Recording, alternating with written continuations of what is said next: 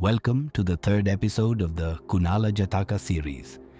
If you haven't watched the previous episodes yet, we recommend watching those first for the full experience. In our last episode, we explored the story of King Purnamuka Pussakokila. Today, we bring you another powerful tale, one that King Kunala shared with celestial beings and friends in another realm. This story is not intended to generalize or harm the image of women. Rather, it's a cautionary tale that highlights the importance of loyalty, truthfulness, and spiritual reflection. Lessons that apply to all. Long ago, in the mighty kingdom of Kashi, there ruled a powerful king named Brahmadatta. After a great conquest, he married the queen of the defeated kingdom of Kosala. In time, the queen gave birth to a daughter, Princess Kanha, the king's first child. He was overjoyed. In his happiness, he promised the queen one wish. Anything she desired, whenever the time was right. Years passed, and Princess Kanha grew into a stunning young woman. So when her mother reminded her of the king's old promise, Princess Kanha did not hesitate. With full confidence and no shame, she asked her father for a husband, not out of social pressure, but because of her own inner urges. It was a bold request, driven by her intense longing for companionship and perhaps something more. King Brahmadatta invited all the eligible young men of the kingdom to gather at the palace gates.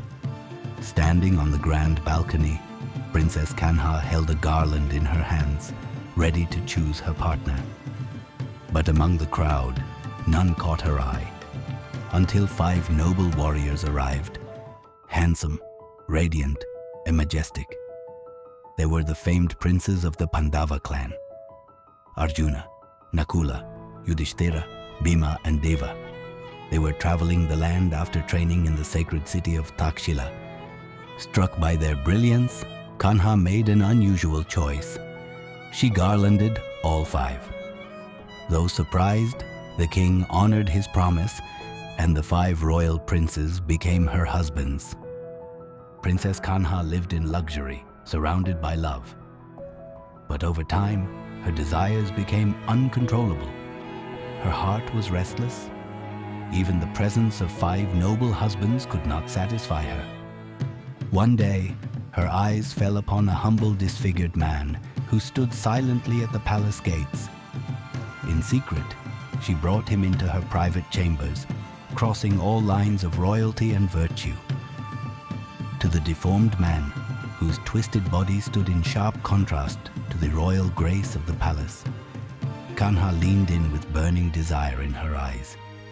Her voice was soft, but her words were chilling. You are the one I truly love.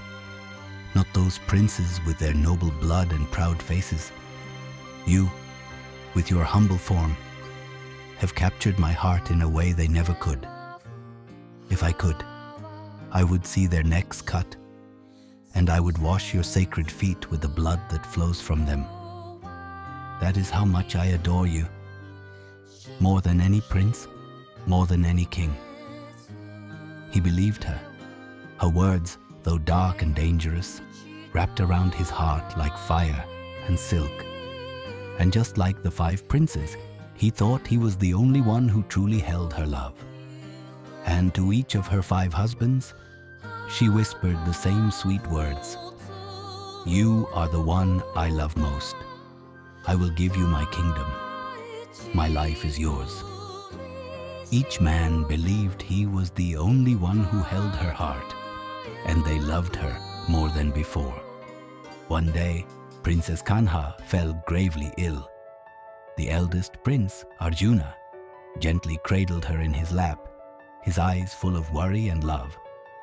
The other 4 princes knelt close, one massaging her delicate hands, others softly pressing her feet, trying to bring her comfort in her final moments. Beside them, nearly unnoticed, the deformed man lay on the floor, close to her, as though he too had earned a place in her sacred circle. Then, as her breath grew heavy and her eyes fluttered with strange emotion, she began to make subtle movements, small but full of meaning. To Arjuna, whose lap held her gently, she gave a meaningful nod with her head, a silent reminder of the promise she once whispered to him in private. To each of the other four princes, she used her hands and feet, brushing them softly in distinct patterns, each signal tailored to the private declarations she had once made to them. And then, without hesitation, she extended her tongue, just for a moment, toward the deformed man lying beside her, a signal known only between them, a twisted echo of the bond she claimed to have with him.